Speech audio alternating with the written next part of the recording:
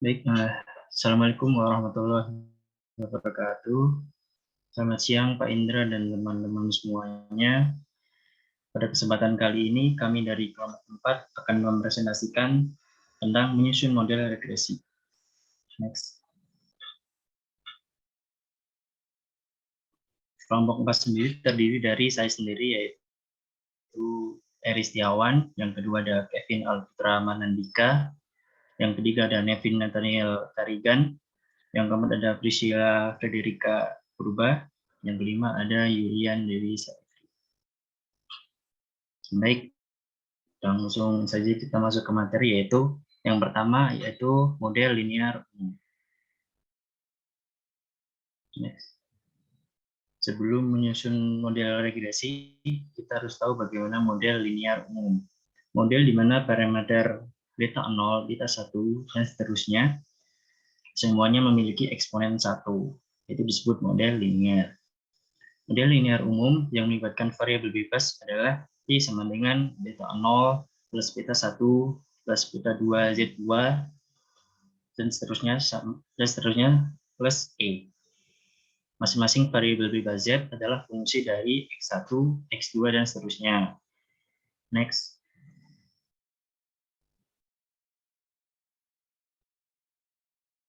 Kasus paling sederhana yaitu ketika kami telah mengumpulkan data hanya untuk satu variabel X1 dan ingin memperkirakan dengan menggunakan hubungan garis lurus. Dalam hal ini Z1 sama dengan X1. Model ini disebut model orde 1 sederhana dengan satu variabel prediktor, yaitu Y sama dengan beta 0 plus beta 1 X1 plus E, di mana rumus itu yaitu rumus variabel regresi linear sederhana yang telah kita pelajari pada pertemuan sebelumnya. Next. Kemudian transformasi yang melibatkan variabel dependen. Seringkali masalah varian tidak konstan dapat diperbaiki dengan mengubah variabel dependen ke skala yang berbeda. Sebagian besar paket statistik menyediakan kemampuan untuk menerapkan transformasi logaritmik baik menggunakan basis 10 atau log atau basis E yaitu 2,1828 untuk non-neural log. Pendekatan lain disebut transformasi resiprokal, yaitu dengan menggunakan Y sebagai variabel dependen, bukan Y. Next. Kemudian yang kedua, menentukan kapan menambahkan atau menghapus variabel. Untuk menguji apakah penambahan X2 ke model yang melibatkan X1 atau penghapusan X2 dari model yang melibatkan X1 dan X2 signifikan secara statistik, kita dapat melakukan uji F. Uji F didasarkan pada penentuan jumlah pengurangan error sum of square yang dihasilkan dari penambahan satu atau lebih variabel bebas ke dalam model. Rumusnya yaitu F sama dengan SSE, yaitu sum of square error, SSE reduce, min, SSE full, dibagi number of extra term dibagi MSE. Atau yang kalau kita lebih rinci lagi, maka F sama dengan SSE X1 dimin SSE X1 X2 dibagi 1 dibagi SSE X1 X2 dibagi N min P min 1.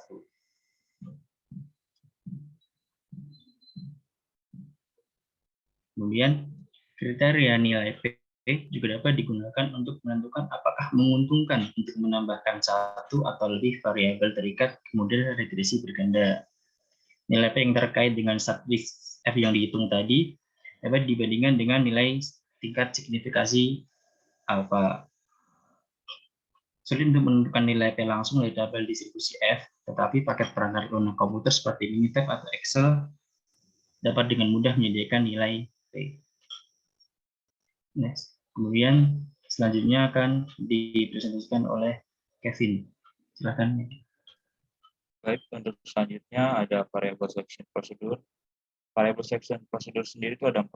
Itu yang pertama ada step wise regression, kemudian ada forward selection, ada backward elimination, dan yang terakhir ada base subset regression. Untuk step wise regression sendiri adalah regresi dengan melibatkan dua jenis proses, yaitu metode forward selection dan backward selection.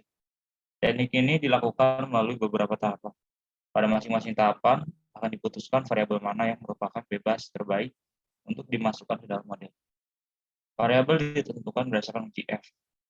Jadi variabel ditambahkan ke dalam model selama nilai p-value-nya kurang dari alfa. Kemudian variabel dengan nilai p-value lebih dari alfa akan ditata. Proses ini dilakukan terus-menerus hingga tidak ada lagi variabel yang memenuhi kriteria untuk ditambahkan atau dihilangkan. Metode ini dapat mencegah dan membatasi dalam memasukkan lebih banyak perubahan X daripada yang diperlukan, sambil memperbaiki persamaannya pada setiap tahap. Selanjutnya, untuk selanjutnya langkah-langkah metode stepwise regression itu yang pertama memasukkan perubahan bebas satu demi satu menggunakan koefisien korelasi parsial. Kemudian dipilih perubahan bebas yang mempunyai korelasi paling tinggi dengan Y. Kemudian menghitung persamaan regresi linear dengan Y berangkat dengan Y sama dengan F X1.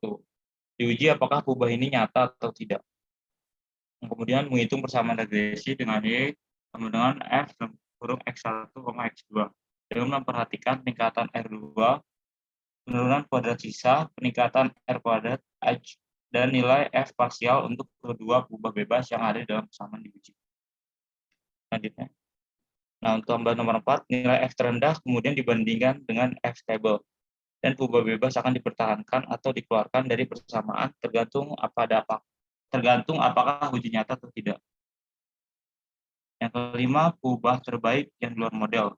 Yang korelasi parsialnya dengan Y tertinggi diuji apakah perubahan tersebut lulus dari uji F parsial untuk masukkan perubahan. Jika sudah tidak ada perubahan yang dapat dikeluarkan atau dimasukkan, proses akan berhenti. Lalu untuk selanjutnya itu ada forward selection. Metode forward selection adalah langkah maju di mana variabel bebas dimasukkan satu demi satu menurut urutan besar pengaruhnya terhadap model, dan berhenti bila semua variabel bebas yang pengaruhi variabel terikat telah masuk. Dimulai dengan memeriksa matriks korelasi, kemudian mengambil variabel bebas yang menghasilkan koefisien korelasi maksimum, dan tidak dipersoalkan apakah korelasi positif atau negatif, karena yang diperhatikan hanyalah eratnya hubungan antara suatu variabel bebas dengan variabel terikat, sedangkan arah hubungan tidak menjadi persoalan. Langkah-langkah metode forward selection yang pertama adalah memasukkan perubahan bebas satu demi satu. Kemudian memeriksa korelasi. Jadi memiliki korelasi paling besar terhadap Y. Kemudian ada uji persamaan regresi linear dengan Y sama dengan F X1. Apakah koefisien regresi perubahan tersebut signifikan atau tidak. Nah, kemudian mencari perubahan berikutnya untuk dimasukkan dalam regresi. Lalu memeriksa tambahan R, yaitu penurunan kuadrat tengah sisa dan penambahan R kuadrat H. Lalu yang terakhir menghitung F parsial untuk masing-masing perubahan yang ada di dalam model. Selain yang terakhir ditambahkan ke dalam model. Lalu untuk selanjutnya yang dijelaskan teman saya itu Nev. Baik, yang selanjutnya ada backward elimination. Metode backward adalah pemodelan yang dimulai dari seluruh variabel full model, kemudian satu persatu variabel dikeluarkan, dimasukkan sampai kriteria tertentu dipenuhi. Dalam metode ini, variabel prediktor yang telah dikeluarkan dari model tidak dapat dimasukkan lagi. Pengeliminasian variabel bebas didasarkan pada nilai F parsial terkecil, dan turut tidaknya variabel bebas pada model juga ditentukan oleh nilai F tabel. Tujuan dari metode backward adalah mengurangi satu persatu variabel bebas yang tidak mempunyai pengaruh signifikan terhadap variabel respon. Metode backward merupakan metode regresi yang baik karena dalam metode ini dijelaskan perilaku variabel terkait dengan sebaik-baiknya dengan memilih variabel bebas dari sekian banyak variabel bebas yang tersedia dalam data. Next. Untuk langkah-langkah metode backward elimination, yang pertama dimulai dari melakukan perhitungan dengan persamaan regresi yang mengandung semua variabel. Kemudian menguji F uji parsial untuk setiap variabel prediktor, di mana variabel prediktor tersebut dianggap sebagai variabel paling akhir yang dimasukkan ke dalam persamaan regresi. Nilai f uji parsial terkecil, misal FL, dibandingkan dengan tingkat signifikan yang telah ditentukan, misal FO, dengan ketentuan sebagai berikut.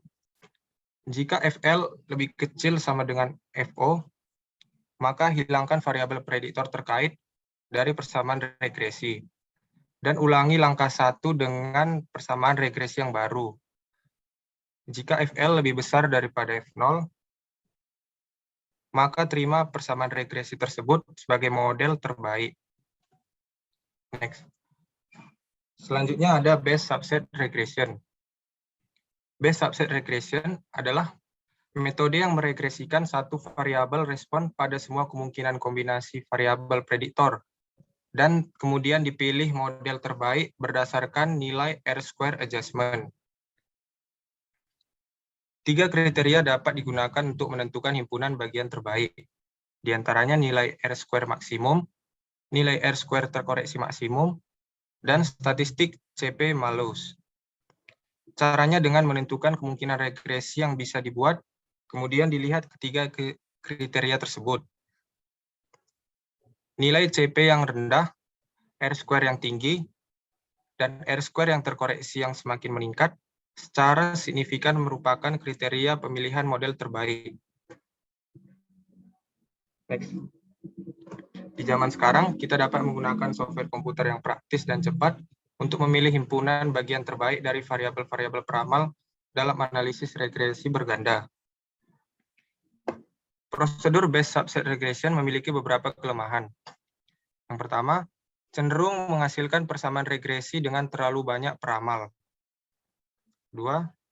Jika diambil terlalu kecil, persamaan regresi yang paling masuk akal untuk dipilih mungkin malah tidak muncul dalam himpunan terbaik, meskipun mungkin muncul di tempat lain.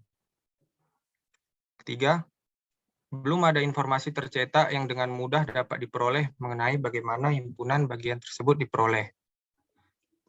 Selanjutnya akan dijelaskan oleh teman saya, Priscilia. Oke, baik. Di sini saya akan menjelaskan tentang multiple regression approach to experimental design. Yang pertama di sini, Janet Red ingin tahu apakah ada perbedaan yang signifikan dalam jumlah rata-rata jam kerja per minggu untuk manajer departemen di setiap tiga pabrik, yaitu di Buffalo, di Pittsburgh, dan di Detroit. Sampel dilakukan secara acak, dan ada 5 manajer yang diambil dari sampel tersebut untuk masing-masing 3 pabrik yang dipilih, dan jumlah jam kerja oleh setiap manajer untuk tiap minggu. Datanya dapat dilihat seperti di bawah ini, di mana ada 5 manajer yang diambil secara acak dari tiap pabrik. Oke, next. Nah, di sini kita bakal nentuin variabel dummy-nya terlebih dahulu, yaitu A dan B, yang akan menunjukkan pabrik dari mana setiap pengamatan sampel yang dipilih. Nah, untuk menentukan variabel dummy sendiri memiliki rumus, yaitu K dikurang 1, di mana K itu adalah populasi. Jadi populasi yang kita pilih tadi kan 3 pabrik. Jadi 3 dikurang 1 sama dengan 2. Jadi variabel yang kita gunakan adalah 2, yaitu A dan B. Di mana Pittsburgh itu adalah A dan Detroit itu adalah B. Yang pertama di sini ada observasi yang dilakukan melalui dari Buffalo Plan, di mana A itu sama dengan 0 dan B itu sama dengan 0. Yang kedua, observasi melalui Pittsburgh Plan, di mana tadi Pittsburgh Plan itu kan A. Jadi A-nya sama dengan 1, B-nya sama dengan 0. Terus yang ketiga, observasi dari Detroit Plan. Nah, Detroit Plan ini tadi kan variabel dummy itu B, jadi B-nya 1 dan A-nya 0. Next. Next, Julian. Oke, terus kita bakal melakukan input data. Yang pertama pada pabrik Buffalo, di mana tadi pabrik Buffalo kan A sama B-nya itu sama-sama 0. Jadi semuanya itu A-nya 0, B-nya 0. Y-nya ini dari data yang pertama tadi, yang slide awal. Terus yang pabrik yang kedua itu Pittsburgh, tadi kan A-nya 1, B-nya 0. Jadi kita masukin nilai A-nya itu semuanya 1, B-nya itu 0. Terus untuk pabrik Detroit, tadi kan B-nya yang 1. Nah, jadi kita masukin nilai B-nya itu semuanya 1 dan A-nya itu 0. Nah, dari sini kita bakal nyari expected number of hour worker-nya, yaitu dengan rumus beta 0 ditambah beta 1 dikali A, ditambah beta 2 dikali B. Nah, untuk pabrik Buffalo, expected dari Y-nya sama dengan beta 0 ditambah beta 1 dikali 0, karena A-nya 0, dan beta 2 dikali 0 karena B-nya 0, sama dengan beta 0. Untuk Pittsburgh, expected Y-nya sama dengan beta 0 ditambah beta 1 dikali 1, di mana nilai A-nya tadi 1, dan ditambah beta 2 dikali 0, sama dengan beta 0 ditambah beta 1. Selanjutnya ada Detroit, expected Y-nya sama dengan beta 0 ditambah beta 1 dikali 0, ditambah beta 2 dikali 1, sama dengan beta 0 ditambah beta 2. Nanti bakal persamaan ini bakal kita pakai di bawah lagi. Next. Nah, di sini. Jadi di sini ada suatu fungsi, yaitu Y sama dengan 55 tambah 13A tambah 2B. Ini fungsinya didapat dari Excel dengan regresi. Yang pertama untuk pabrik Buffalo, itu kan 55 ditambah tadi A sama B-nya itu kan sama-sama 0. Jadi 55 ditambah 13 kali 0, tambah 2 dikali 0, kan sama dengan 55. Terus yang di bawahnya itu Pittsburgh, itu tadi kan A-nya 1, B-nya 0. Berarti 55 ditambah 13 dikali 1 ditambah 2 kali 0. Hasilnya sama dengan 55 ditambah 13 sama dengan 68. Dan untuk Detroit, tadi kan B-nya yang 1. Jadi 55 ditambah 13 kali 0 tambah 2 kali 1 sama dengan 55 tambah 2 sama dengan 57. Oke, next.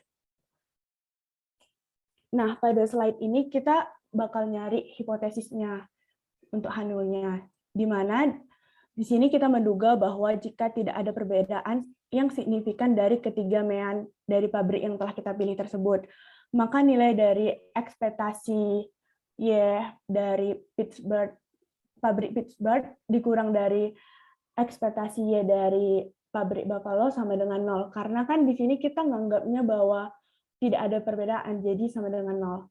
Terus begitu juga yang di bawah, expected Y dari Detroit Plant dikurang dari expected Y dari Buffalo Plant itu sama dengan 0.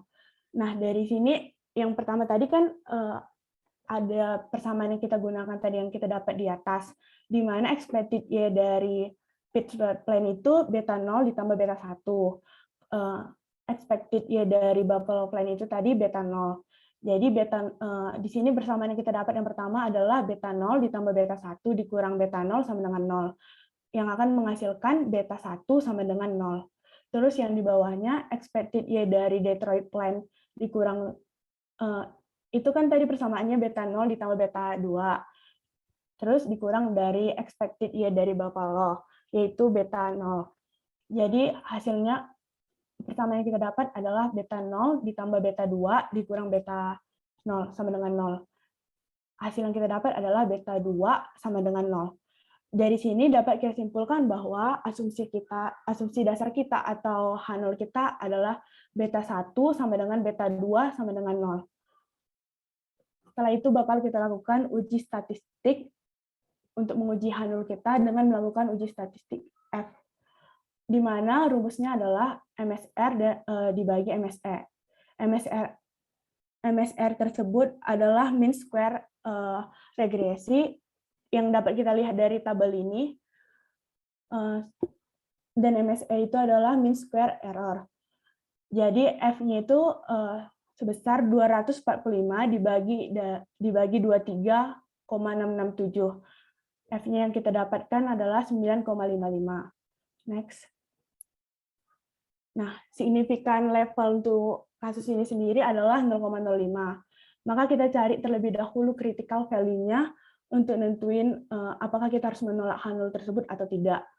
Nah, di sini pertama kita cari numerator dari DF-nya, yaitu dengan rumus K dikurang 1, yaitu 3 dikurang 1 sama dengan 2, Terus kita nyari denominator DF-nya, yaitu dengan rumus N total dikurang dari K, yaitu sama dengan 15 dikurang 3 sama dengan 12.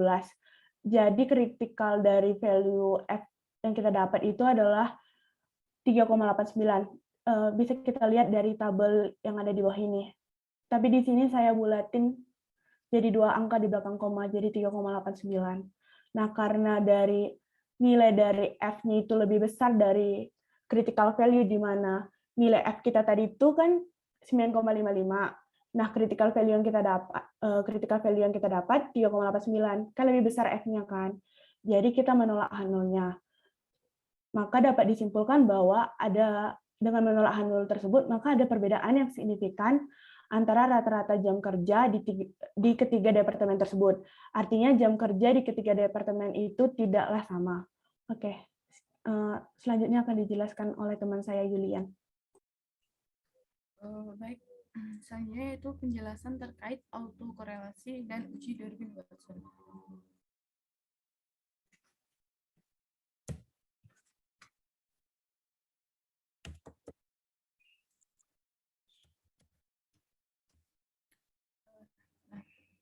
Uji autokorelasi itu sendiri merupakan uji untuk membuktikan tidak ada korelasi residual pada periode T dengan periode N1 atau min 1.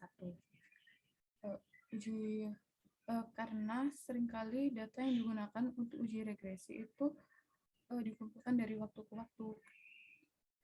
Terus bisa saja nilai Y pada suatu periode waktu itu nanti berhubungan dengan nilai Y pada periode waktu sebelumnya. Jadi di periode sekarang itu nanti bisa berhubungan sama nilai Y di periode sebelumnya gitu.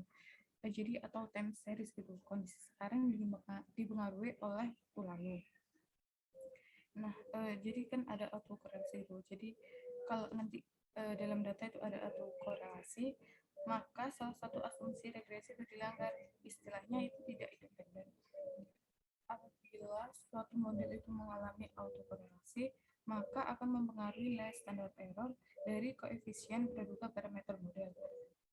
Dalam bentuk deteksi autokorelasi bisa dilakukan dengan estimasi residual antara periode T dengan periode T-1 atau term 1 secara formal dengan rumus ET sama dengan rho ET-1 plus ZT, di mana rho-nya tadi itu merupakan parameter dengan nilai absolut kurang dari 1, dan ZT-nya itu merupakan variabel acak terdistribusi normal dan independen dengan rata-rata 0 dan varian S kuadrat.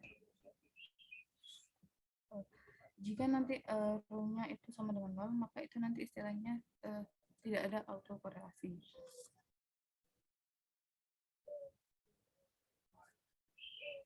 Nah, untuk menentukan apakah rho-nya itu nanti sama dengan 0, itu bisa dilakukan dengan uji Darwin-Watson. Rumusnya yaitu D sama dengan sigma dari ET min ET min 1 nanti dikuadratkan dibagi sama sigma dari ET pangkat 2. Lalu ini ada kemungkinan daerah autokorelasi. Ada ini hipotesisnya. Ketika H0-nya punya nilainya sama dengan 0, tidak terdapat autokorelasi, dan ketika alternatifnya nya tidak sama dengan 0, maka nanti terdapat autokorelasi. Itu nanti nilai D-nya itu berada di antara DU sampai 4 min DU. Nanti keputusannya yang dihasilkan yaitu dia menerima H0. Terus alternatif yang kedua yaitu ketika rho-nya itu lebih besar daripada 0. Jadi nanti terdapat autokorelasi positif. Nilai D-nya nanti berada di antara 0 sampai DL atau DL sampai DU. Nanti keputusan yang dihasilkan yaitu dia bakal menolak H0. Terus alternatif yang ketiga yaitu ketika rho-nya kurang daripada 0. Nanti itu terdapat autokorelasi negatif. Nanti nilai D-nya berada di antara 4 min D, DL sampai 4 dan 4 min DU sampai 4 min DL. Dia keputusannya bakal menolak H0. Ini daerah distribusi Darwin-Watson. Tadi ini daerah yang DL sama DU ini dia autokorelasi positif ketika rho-nya alternatif rho-nya nanti nilainya lebih besar daripada 0. Terus yang daerah putih ini ketika dia alternatif rho-nya dia tidak sama dengan 0, dan daerah yang sebelah kanan 4 min DU sampai nilai 4 itu dia bakal itu alternatifnya ketika rho-nya lebih kecil daripada 0. Terus ini ada tahapan pengujian autokorelasi dengan statistik dari Watson. Di sini ada 5 langkah. Langkah yang pertama yaitu kita melakukan regresi terhadap model untuk mendapatkan nilai residualnya nanti. Nah, langkah yang kedua nanti kita menghitung nilai D-nya, yaitu dari nilai residual yang ada di langkah pertama, yang dihasilkan dari langkah pertama. Terus langkah yang ketiga yaitu kita mencari nilai DU sama DL itu menggunakan tabel yang tersedia. Terus yang keempat yaitu kita buat daerah dari Watson tadi, yang gambar tadi, dari nilai D, DU, DL sama 4 min DU, 4 min DL. Kita gambar ke daerah David Watson. Terus yang kelima yaitu kita buat kesimpulan. Nah, dari gambar tadi kita bisa buat kesimpulan apakah nanti terdapat autokorelasi positif, autokorelasi negatif, atau tidak terdapat autokorelasi. Dan dia bakal menolak H0 atau dia menerima H0. Nah, selanjutnya itu contoh soal. Untuk contoh soalnya kita pindah ke Excel saja.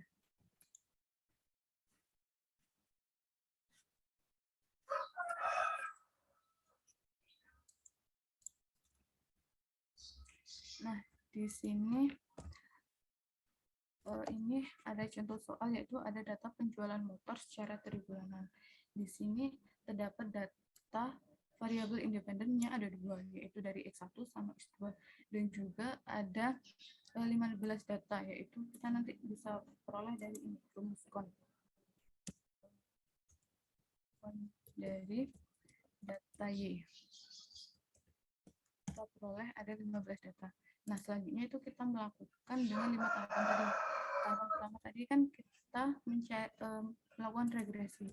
Nah, untuk melakukan regresi itu kita bisa menggunakan ini. Di menu data, kita pakai data analis ini.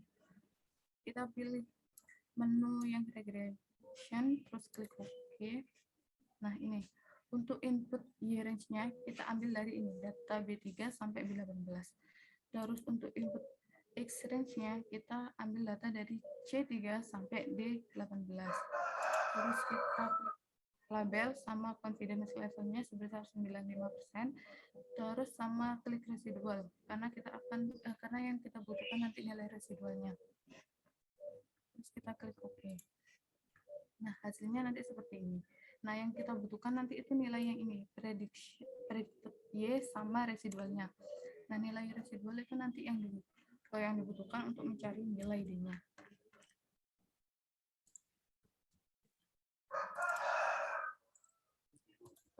Tadi kan nilai D itu kan rumusnya seperti ini, pakai sigma.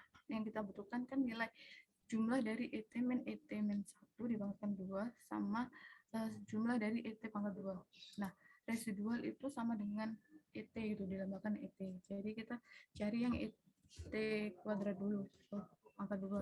Kita hitung, ini tinggal kita kuadratkan. Terus kita cari nilai dari ET min 1 nanti di min 1. Jadi ini tuh residual dari periode 2 kita kurangi sama residual di periode 1.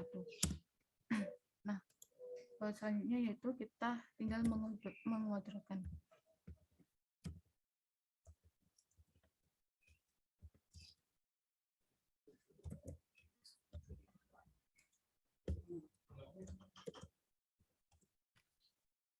Untuk ini kita tinggal klik ke bawah.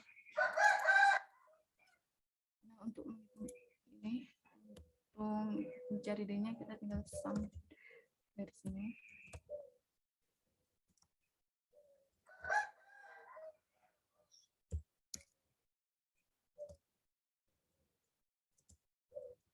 Nah, hasilnya caranya kan tinggal sum dari ET min 1 pangkat 2 dibagi sama ini ET pangkat 2. Hasilnya yaitu 2,111125. Nah, untuk D itu langkah yang kedua ya.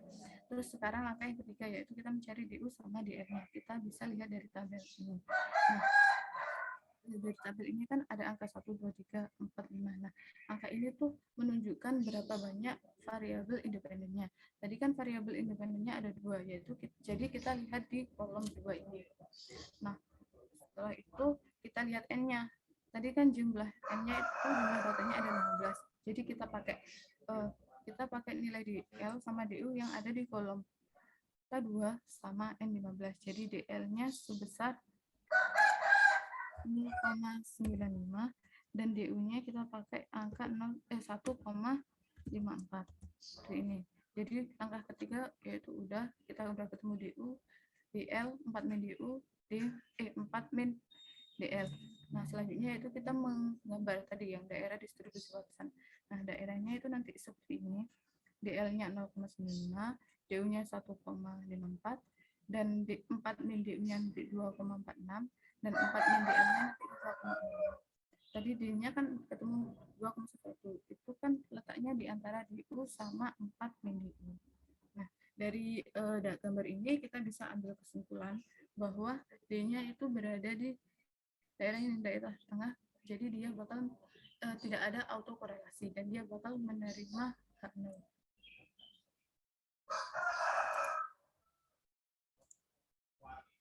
Sekian Pak dan teman-teman presentasi dari kelompok kami. Mungkin ada pertanyaan dari kelompok lain dari teman-teman.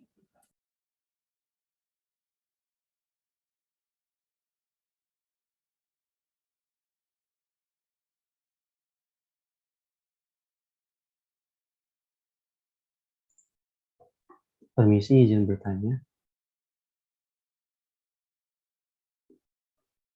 Iya, Saya mau bertanya tentang ini yang pendekatan regresi berganda untuk desain eksperimental itu. Kan tadi dijelasin itu contohnya ada 3 ya betanya. Berarti kalau misalnya itu populasinya itu ada 4 atau lebih dari 4, itu berarti betanya juga akan menyesuaikan kan ya? Terus untuk H0-nya sendiri, untuk betanya itu apakah beta 1, 2, 3, 4, dan seterusnya tersebut juga akan bernilai sama 0, seperti itu. Terima kasih.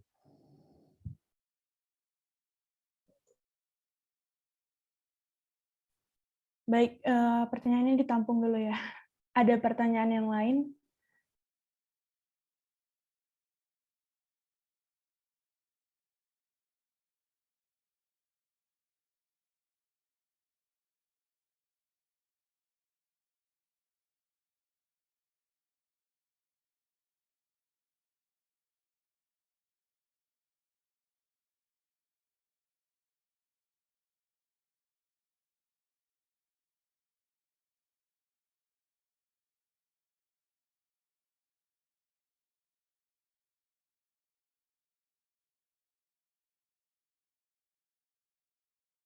Mungkin sambil menunggu yang lain mau bertanya, izin menjawab pertanyaan dari Ilham.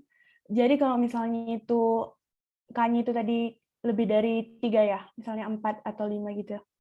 Nah, menurut kelompok kami, kalau misalnya K-nya itu lebih dari 4, betanya bakal mengikuti. Jadi betanya itu bakal beta 1 dikali A, tambah beta 2 dikali B, tambah beta 3 dikali C gitu.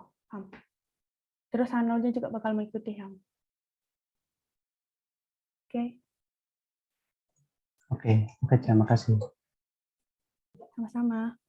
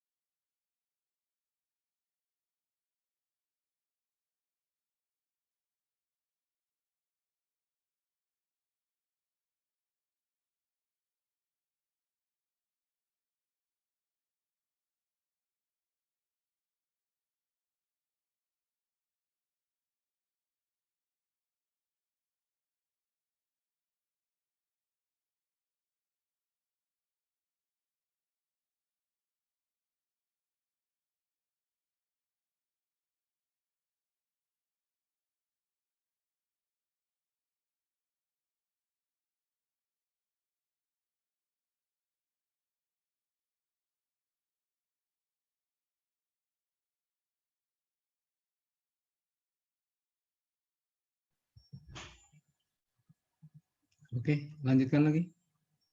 Masih ada berarti? Atau gimana?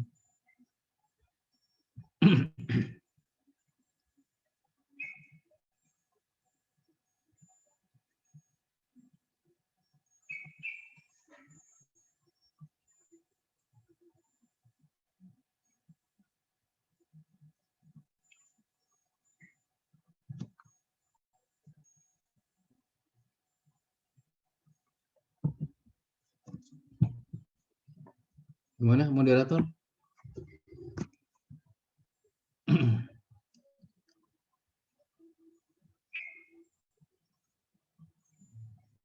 Teman-teman, apakah masih ada pertanyaan lagi?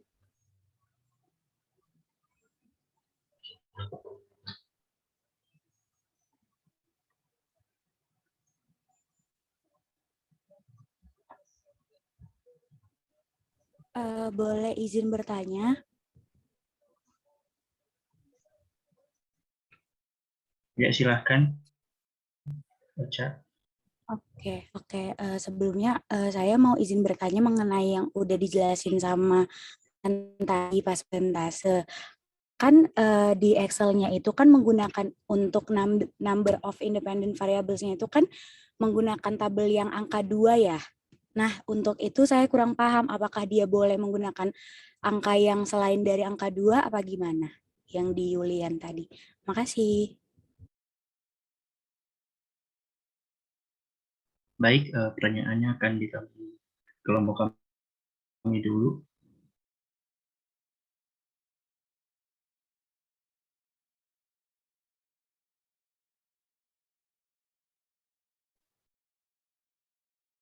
Apakah ada lagi?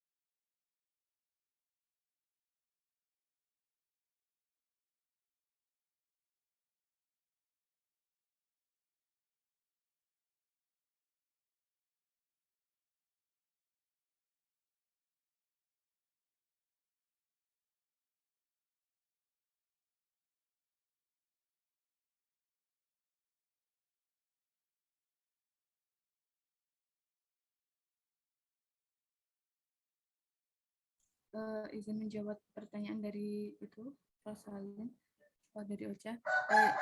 Tadi kan kenapa kita pakai angka 2 ya? Itu angka 2 itu menunjukkan berapa banyak variabel independen yang kita pakai dari soal. Tadi kan variabel independen yang kita pakai kan ada 2, yaitu dari X1 sama X2, jadi kita pakai yang 2. Nah, nanti kalau di soal itu ada variabelnya independennya ada 3, kayak misal X1, X2 sama X3, ya kita pakai yang di kolom, kita pakai kolom yang nomor 3 itu. Jadi tergantung berapa banyak jumlah variabel independennya, seperti itu. Apakah masih kurang jelas? Oke, makasih Yulian. Ya, sama-sama.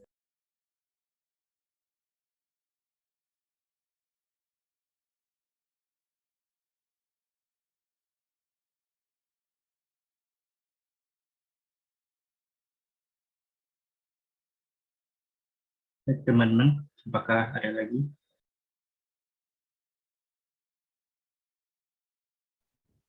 Izin bertanya, teman-teman. Saya masih bingung terkait korelasi residual itu apa. Terima kasih.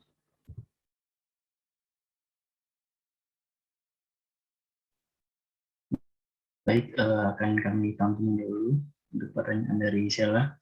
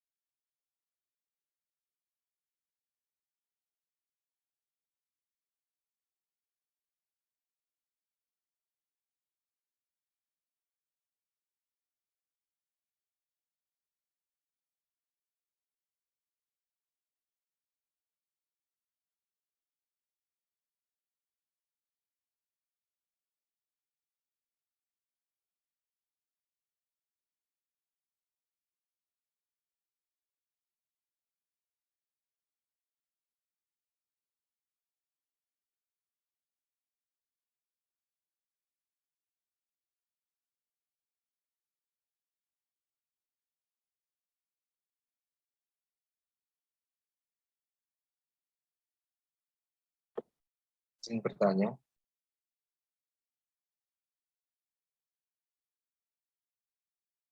Iya, Fadil, silakan. Dalam prosedur pemilihan variabel kan ada 4, stepwise, forward, backward, dan base subset. Itu menurut kelompok kalian mana prosedur yang paling tepat gitu, paling mendekati kebenaran dalam mencari variabel itu? Terima kasih. Mohon maaf, bisa diulangi tadi. Cek, harus tetap dengar. Ya, sudah. Tadi dalam prosedur pemilihan variabel kan ada 4, stepwise, forward, backward, sama base subset. Itu menurut kelompok kalian mana prosedur yang paling mendekati kebenaran, yang paling tepat gitu dalam menyeleksi variabel tersebut? Terima kasih. Baik, akan kami tampung juga di pertanyaannya. Mohon berikan kami waktu untuk menjawab pertanyaannya. Terima kasih.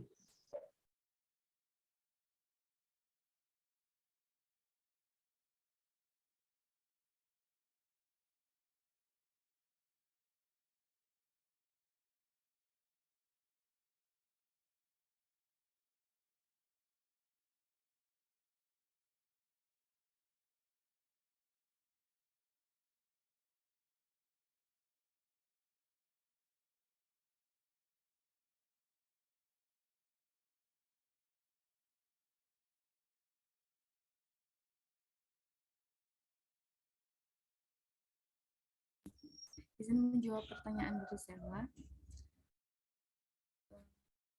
Tadi kan tanyanya apa itu residual itu kan. Nah, itu kayak apa namanya? Yaitu selisih antara nilai predicted dengan nilai pengamatan sebenarnya. Nah, kita lihat di soal ya, di share screen. Jadi ini nilai selisih antara nilai prediksi ini sama nilai yang sebenarnya ini. Jadi tinggal ngurangin aja. Ini kan misalnya selisih dari ini. Nah, hasilnya kan ini. Jadi selisih antara prediksi nilai Y sama nilai sebenarnya nilai Y ini. Terima kasih. Ya.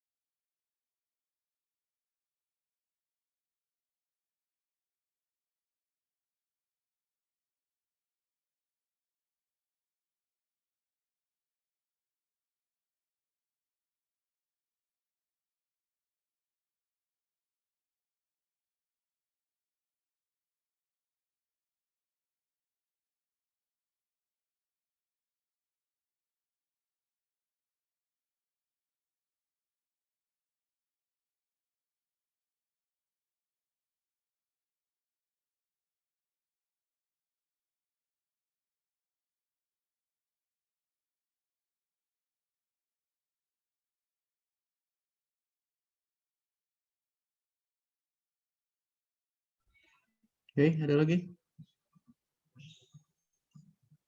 Mana moderatornya? Silakan.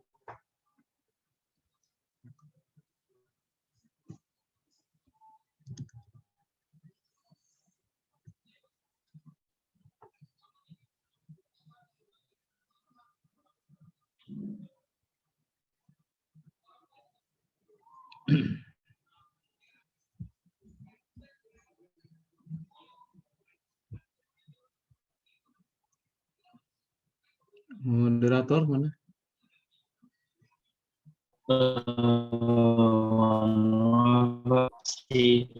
Yang dari 4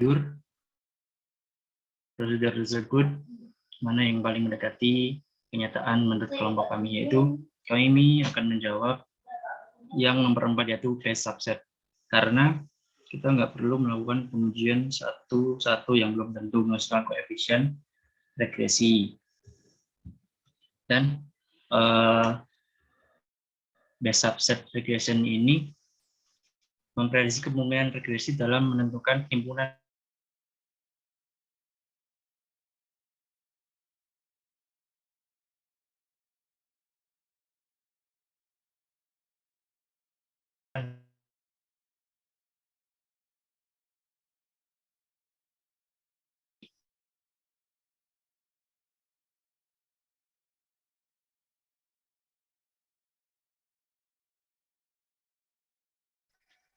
lebih mudah. Baik dari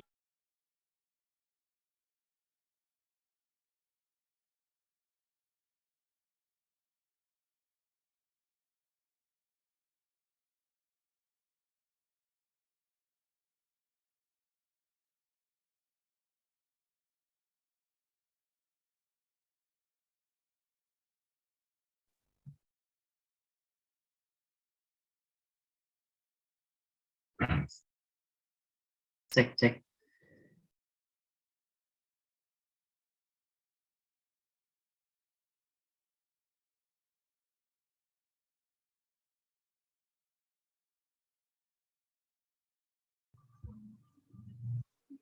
Mohon maaf, tadi sepertinya terputus. Saya akan menjawab pertanyaan dari Fadil mengenai dari 4 prosedur mana yang lebih baik. Jadi kelompok kami menjawab yang nomor 4, yaitu best subset regression. Karena metode ini dapat memprediksi kebenaran regresi dalam menentukan himpunan bagian K terbaik dengan 3 kriteria yang dapat digunakan untuk menentukan himpunan bagian K terbaik. Di antaranya yaitu nilai R² maksimum, R² maksimum, dan best subset ini juga pada zaman sekarang kan banyak bisa menggunakan software komputer yang lebih praktis dan cepat untuk memilih himpunan bagian yang terbaik dari variabel-variabel. Mungkin Nevin ada tambahan?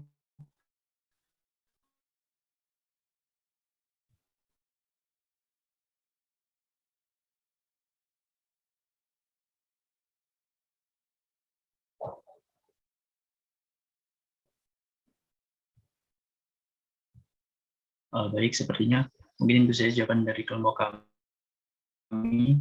Mohon maaf mungkin belum bisa menjawab sesuai ekspektasi dari Mas Fadil. Presentasi dari kelompok kami akan kami cukupkan sampai di sini.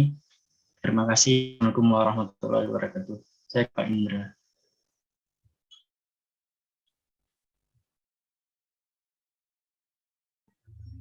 Udah selesai nih berarti ya? Oke, ya. Jadi sebagai masukan ya, tim ini sudah mencoba untuk mempresentasikan ya. Barangkali masih belum lengkap ya, terutama dengan contoh ya. Jadi tadi ada prosedur-prosedur stepwise, forward, backward, itu baru dijelaskan apa sih itu gitu ya. Tapi belum ditunjukkan bagaimana sih teknik untuk menghitungnya gitu ya. Yang sebetulnya kalau di searching sih sebetulnya barangkali ada ya dengan contoh perhitungan gitu, dan menggunakan misalnya Excel ya. Nah ini yang barangkali yang perlu harusnya ditambahkan gitu.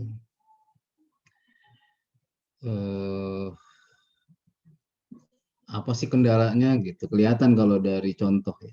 Jadi ini yang belum muncul ya. Yang ada seperti yang autokorelasi tadi sudah bagus tadi Priscilia ya, menampilkan dengan menggunakan uji DW dengan menggunakan Excel ya, itu sudah sangat bagus, ditunjukkan bahwa ini tidak terjadi autokorelasinya gitu. Kan jadi ada pertanyaan, kalau terjadi autokorelasi gimana? Bagaimana membentuk model yang bagus? Nah, jadi dalam membuat model yang bagus itu maksudnya model itu mampu menjelaskan secara baik terhadap variabel dependen, ya, mampu dia menjelaskan dan mampu untuk menjadikan prediksi, gitu, memforecast ke depan. Jadi model yang baik itu seperti itu. Berarti kalau model itu bagus kan berarti tidak melanggar asumsi. Ya. Kalau ada pelanggaran asumsi seperti autokorelasi, misalnya, itu nggak harus dibuang variabelnya, ya, tapi harus dikasih treatment, di treatment gitu, karena dia menjadi lebih bagus model itu kalau di treatment relatif ketimbang dibuang si X-nya tadi yang menyebabkan autokorelasi tadi. Jadi dipertahankan variabel itu, tidak dibuang. Kecuali kalau dia tidak signifikan. Kalau tidak signifikan ya itu kita sebagai pembuat model sedih karena variabel itu nggak signifikan gitu, nggak nyata. Tidak secara nyata dia bisa menjelaskan variabel dependen di dalam model kita. Ya. Jadi kita tidak bisa menginterpretasi terlalu jauh terhadap variabel itu, terhadap variabel Y-nya, karena dia tidak nyata, tidak signifikan. Tapi kalau dia semua signifikan, ya, tetapi ternyata ada pelanggaran uji asumsi klasik yang dinyatakan oleh Priscilia tadi, terjadi autokorelasi misalnya, sehingga perlu ada treatment. Nah ini barangkali yang perlu ditambahkan oleh kelas ini. Ya. Jadi tadi dari mulai Eri, Kevin, kemudian Nevin, ya, itu belum mencoba untuk mencarikan sumber tentang bagaimana cara teknik menghitungnya. Itu yang menjadi perlu ditambahkan lagi. Jadi saya perlu komen ini. Karena dia sifatnya searching tuh ada, kalau kita searching. Nah saran saya coba Anda kontak kelas 511 Noval. Ya, kelas 511 tim mereka yang mempresentasikan hari ini sangat baik. Bukan hanya menggunakan Excel tapi menggunakan software SPSS. Jadi mereka belajar dengan cepat. Ya karena millennials memang tidak ada kendala tentang penggunaan software ya. Malah tertantang dia. Nah, itu dia bisa dia menjelaskan mulai dari presenter satunya gitu kedua, ketiga, semuanya menggunakan Excel dan SPSS untuk memberikan informasi kepada teman-temannya. Jadi tadi pagi tadi siang ya, 10:30 ya mulainya itu sangat mencerahkan gitu bagi teman-teman yang lain di kelas 5-11. Jadi saran saya kalau bisa ambil itu rekamannya Noval ya, bisa nggak Pak? Nanti coba ditanya Pak, biasanya sih bisa. Kan mereka rekam itu kan? Iya. Oke. Nanti coba dimintain Pak. Iya. Terima kasih Pak. Ya. Nanti beritahu ke saya kalau ada kendala untuk mendapatkan rekaman ya, supaya nanti bisa kita cari jalan keluar gimana, supaya Anda bisa mendapatkan tambahan informasi tentang materi ini minimal sama dengan kelas 5-11 maksud saya, dengan menggunakan Excel dan SPSS ya. Jadi saya juga sudah sampaikan ke kelas 5-11 supaya tim yang mempresentasikan tadi itu bisa menjadi sumber, narasumber ya. Narasumber bagi mahasiswa yang ingin belajar tentang chapter ini. Karena sangat bagus tuh. Ya, mereka menyampaikannya dan mereka paham tuh tentang itu. Jadi itu sarannya. Ya. Baik, saya kira itu. Ada komen sebelum kita tutup? Atau cukup? Cukup ya? Oke. Baik, kalau memang sudah cukup, kita akhiri. Ya, kita tutup. Assalamualaikum warahmatullahi wabarakatuh. Sampai ketemu minggu depan. Insya Allah kita selalu sehat ya. Amin. Waalaikumsalam warahmatullahi wabarakatuh. Waalaikumsalam. Terima kasih Pak. Terima kasih. Terima kasih, Pak. Sehat selalu, Pak.